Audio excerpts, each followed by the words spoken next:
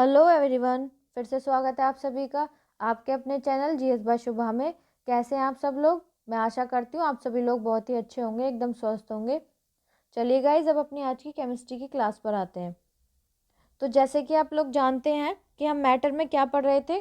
कल हमने क्या पढ़ा था? कल हमने पढ़ा था कि जो मैटर है उसको केमिकली कितने पार्ट्स में क्लासीफाई किया गया है, कितने पार्ट्स में वर्गीकृत किया गया है।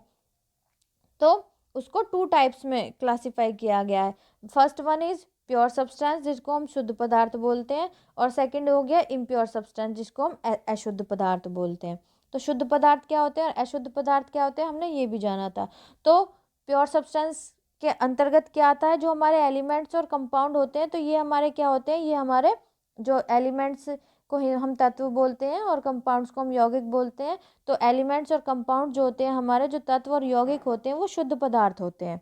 क्या होते हैं? वो शुद्ध पदार्थ होते हैं, वो प्योर सब्सटेंस होते हैं। साथ ही साथ जो इम्प्योर सब्सटेंस आ गया, उसके अंतर्गत जो हमारे मिक्सचर्स होते हैं, जो हमारे मिश्रण होते हैं, वो हमारे इम्प्योर सब्सटेंस होते हैं।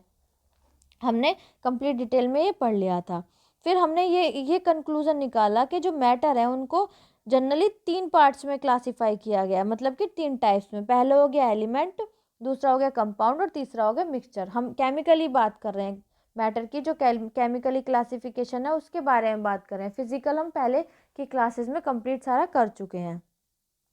ठीक है, तो पहले हम एलिमेंट के बारे में जानेंगे, तत्वों के बारे में, फिर हम यौगिक के बारे में, फिर हम मिश्रण के बारे में जानेंगे। तो आज की हमारी, चलिए हम अपनी क्लास शुरू करते हैं। तो आज हम किसके बारे में पढ़ेंगे? आज हम एलिमेंट्स के बारे में पढ़ेंगे। किसके बारे में पढ़ेंगे? तत्वों के बारे में पढ़ेंगे। तो ऐसा कहा गया है, an elements is a substance which cannot be split up into 2 or more simpler substances by the usual chemical methods of applying heat, light or electric energy। चलिए अब इसका हिंदी में मीनिंग जानते हैं।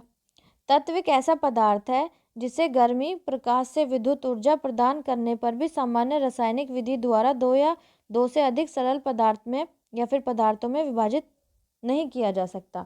अब ये एलिमेंट्स होते क्या हैं? जो तत्व होते हैं वो होते क्या हैं? तो तत्व वो होते हैं कि ऐसे पदार्थ होते हैं जिनको हम हीट करेंगे या फिर उसको हम क्या करेंगे, प्रकाश की जो विद्युत ऊर्जा है वो भी प्रदान करेंगे। अगर हम उसके साथ क्या करेंगे, सामान्य रासायनिक विधि द्वारा हम उसको 2 या 2 से अधिक पदार्थों में विभाजित करेंगे, तो उसको विभाजित नहीं किया जा सकता। किसको? किसी भी तत्व को, किसी भी एलिमेंट को। क्यों नहीं विभाजित किया जा सकता? चलिए वो आगे जानते हैं।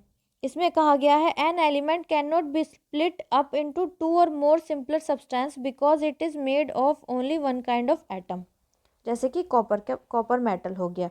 अब इसका मतलब क्या है कि जो कोई भी एलिमेंट है, कोई भी तत्व है, उसको 2 या 2 से अधिक भाग में विभाजित क्यों नहीं किया जा सकता? चलिए अब ये जानते हैं। तत्वों को 2 या अधिक सरल पदार्थों में विभाजित नहीं किया जा सकता क्योंकि यह केवल एक प्रकार के परमाणु से बना होता है। उदाहरण के लिए जैसे तांबे की धातु। क्यों नहीं किया जा सकता? क्योंकि ये देखिए, मान लीजिए ये कॉपर की एक धातु है, तांबे की एक धातु है।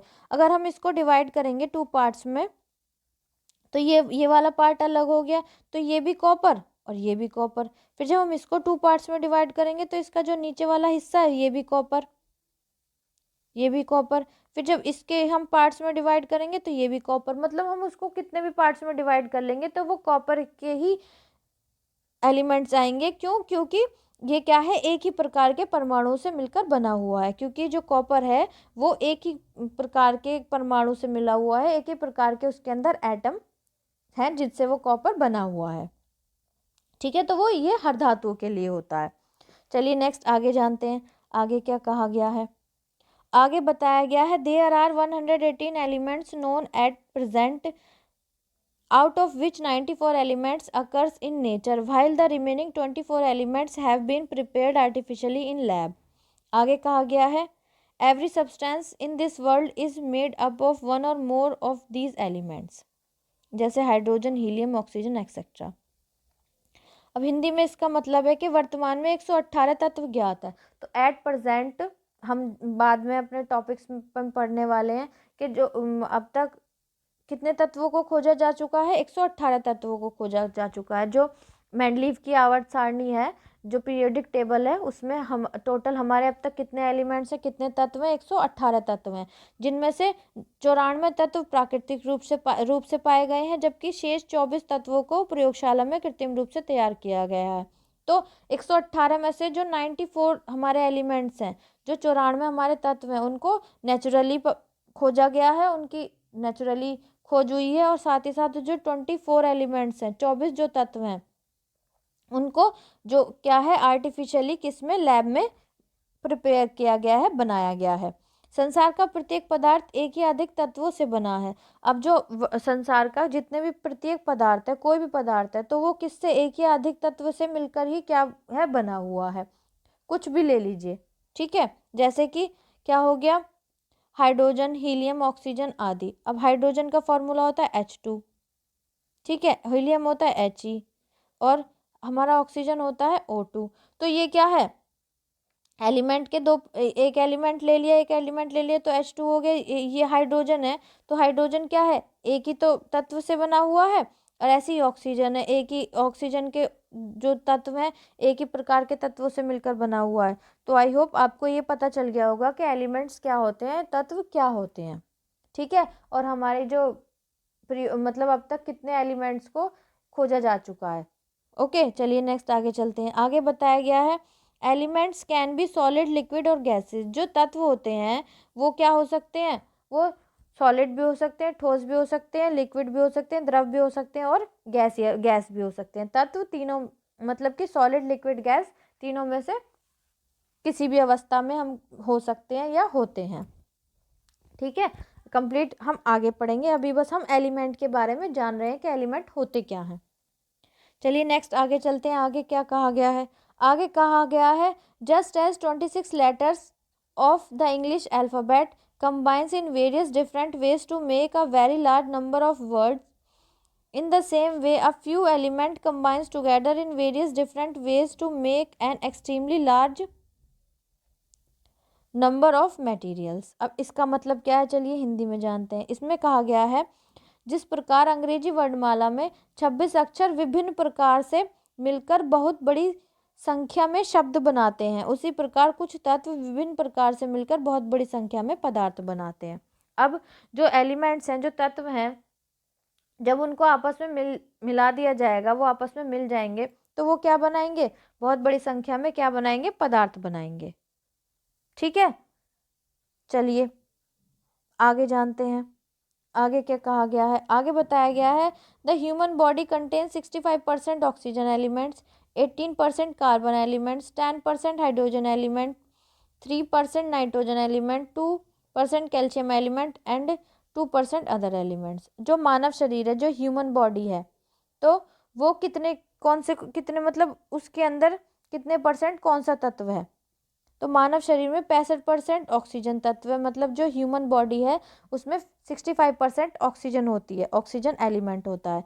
18% कार्बन के एलिमेंट होते हैं ह्यूमन बॉडी के अंदर, 10% हाइड्रोजन के एलिमेंट होते हैं ह्यूमन बॉडी के अंदर, 3% नाइट्रोजन के एलिमेंट्स होते हैं, और 2% कैल्शियम के होते हैं, और बाकी यहाँ ये 2% है, 2% अन्य तत्व होते हैं।